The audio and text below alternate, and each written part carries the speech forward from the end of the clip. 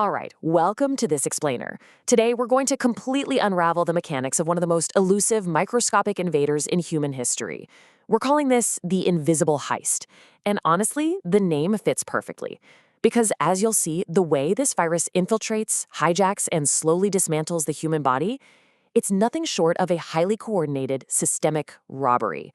We're going to break down its exact blueprint so we can understand exactly how it works. So let's jump right in by addressing a question I hear all the time. What is the actual difference between HIV and AIDS? People, they often use these two terms interchangeably in casual conversation. But biologically speaking, they actually represent two very different phases of this invasion. Think of it like this. HIV, the Human Immunodeficiency Virus, that is the invader itself. It's the physical retrovirus that actively infiltrates your body and targets your immune cells. AIDS, on the other hand, which stands for Acquired Immunodeficiency Syndrome, well, that is not the virus. That's the condition. It's the final, critical stage of a very long, often silent battle. It's basically the point where the immune system has just sustained so much damage that it literally can no longer protect the body. Okay, let's move to Section 1, Anatomy of the Invader. Take a look at the sheer complexity of this tiny particle. I mean, it is only about 100 nanometers wide, but it is packed with specialized tools. Look at the outer surface. You see those mushroom-like spikes sticking out? Those are made of proteins called GP120 and GP41. You can think of those as the lockpicks. They're the exact keys the virus uses to break into human cells. And that outer lipid layer? The virus actually stole that from a human cell on its way out. Right in the center, you've got that distinct bullet-shaped viral core made of P24 proteins, which is basically a secure vault holding the virus's RNA blueprints. Inside that bullet-shaped core are the genetic instructions. Now, human DNA has tens of thousands of genes, right? But HIV relies on an incredibly compact blueprint. Just 3 critical structural genes drive this whole operation. You have GAG, which codes for the structural building blocks like that bullet-shaped core. Then there's ENV, which builds those GP120 and GP41 lockpick spikes. And then there's PUL. The PUL gene is absolutely fascinating because it basically manufactures the specialized tools, enzymes like reverse transcriptase and integrase, that the virus absolutely needs to physically hijack the host cell's machinery. It's also worth noting that while not all HIV is exactly the same, there are 2 main strains. HIV-1 is the primary, highly infectious, aggressive global threat. When we talk about the global epidemic, this is almost always what we're talking about. It's fast progressing and originally jumped to humans from chimpanzees. HIV-2, though, is much less common. It's largely confined to West Africa, it progresses much more slowly, and it originated from the Sudi Mangabe monkey. For the rest of this explainer, we're going to be focusing squarely on the mechanics of HIV-1. Which brings us to Section 2, the hijacking, or the viral life cycle.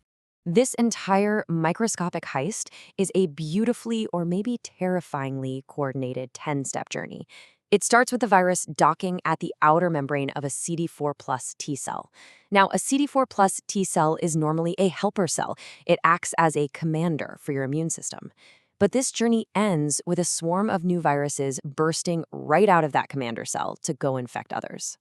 Let's break down the first half of this heist, the infiltration, steps 1 through 5. The virus attaches its GP120 lockpick spikes to the CD4 receptor on our cell. It fuses its stolen lipid membrane with ours, and it drops that bullet-shaped core inside. Then it uncoats, releasing its viral RNA, and here is where those tools from the PUL gene come in. An enzyme called reverse transcriptase acts like a biological translator, converting the virus's RNA into DNA. Then, another enzyme called integrase takes that brand new viral DNA, sneaks it into our cell's nucleus, and literally splices it right into our own human chromosomal DNA. The virus is now a sleeper agent, what we call a provirus, hidden deep inside our own genetic code. Once that sleeper agent is active, we move into steps 6 through 10, the factory phase. The hijacked cell is entirely tricked into reading the viral DNA as if it were its own natural code. It's forced to transcribe and translate this code, essentially printing out brand new viral proteins and viral RNA. All these raw materials gather near the cell membrane. They assemble into new viral cores, and then they bud out of the cell. And remember how I said they stole their cloak? As they exit, they tear off a piece of our cell membrane to use as camouflage. The heist is complete, and a whole new army of viruses enters the bloodstream. Let's move to Section 3, the war within, a 10-year cellular campaign. The progression of this infection is a grueling cellular campaign divided into 3 distinct phases. First is the acute phase, which hits roughly 3 to 6 weeks after infection. The virus is just replicating wildly, causing intense flu-like symptoms until our immune system finally mounts a defense and forces it back. Then comes the chronic phase. And honestly, this is the most deceptive part of the disease because it's clinically latent. Patients might feel perfectly fine for up to 10 years, but silently, a massive microscopic war is raging inside their lymph nodes. Finally, if untreated, the immune system breaks, leading to the final crisis phase, AIDS. The crucial point really lies in tracking this war over those silent, seemingly peaceful years. If you map it out, you see 2 diverging lines. One line represents the viral load, so the number of invaders in the blood. The other represents the CD4 T cells, our immune system's frontline defenders. During that entire 10-year chronic phase, the immune system is frantically producing new CD4 cells to replace the ones the virus is constantly destroying. But eventually, the virus wins the war of attrition. The viral load slowly, inexorably climbs, while the CD4 defenders steadily, tragically plummet. And here is a deeply fascinating yet devastating detail. The virus doesn't just kill cells by directly infecting them. No, HIV causes massive collateral damage. It triggers this state of chronic immune activation, putting the whole immune system into such a state of chaos that vast numbers of completely uninfected CD4 T cells are pushed into apoptosis, which is essentially programmed cellular self-destruction. The virus also causes infected and uninfected cells to fuse together into these giant, dysfunctional, zombie-like masses called syncytia. It's a mess in there. All right, Section 4, Diagnosis, Countermeasures, and the Final Collapse. 200. This is the terrifying threshold. A normal, healthy person has well over 500, often over 1,000, CD4 T cells per microliter of blood. When a patient's CD4 count drops below 200 cells per microliter, their immune system is considered critically, dangerously compromised. At this precise numeric threshold, the clinical diagnosis officially changes. It goes from an HIV infection to clinical AIDS. And this leads us to a really profound realization about the disease. AIDS itself doesn't actually kill you. What kills a patient is what happens when the front door is left wide open. The loss of all those CD4 cells invites what we call opportunistic infections. These are threats that a normal, healthy immune system would brush off without you even noticing, but they absolutely devastate a compromised body. We're talking protozoal infections attacking the brain like toxoplasmosis, fungal infections like pneumocystis ravaging the lungs, severe bacterial outbreaks like tuberculosis, and aggressive viral infections like cytomegalovirus. Which brings us, inevitably, to the elephant in the room, right? We understand the virus's physical structure. We know its life cycle step by step. So why, after decades and decades of research, is an HIV vaccine so incredibly hard to make? Why haven't we stopped this thing permanently? Well, the simple answer is that HIV is the ultimate biological escape artist. First of all, its replication process is highly error-prone, which results in a massive mutation rate.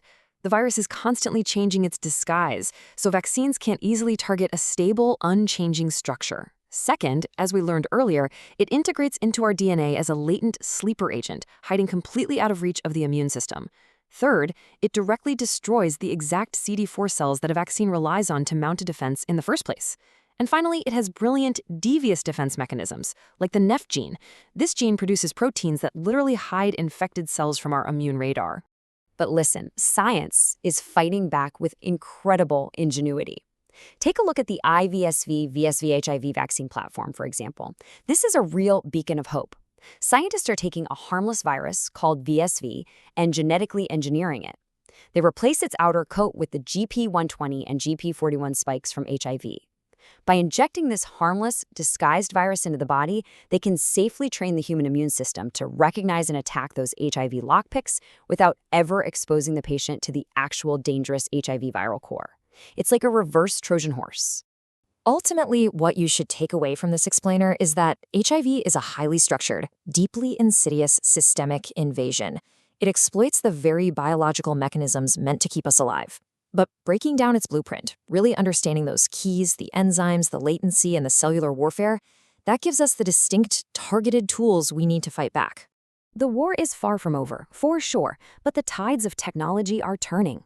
With incredible, rapid advancements in viral vectors, like the VSV platform we just looked at, alongside revolutionary mRNA technologies, we have to ask, are we finally closing in on the ultimate microscopic heist artist?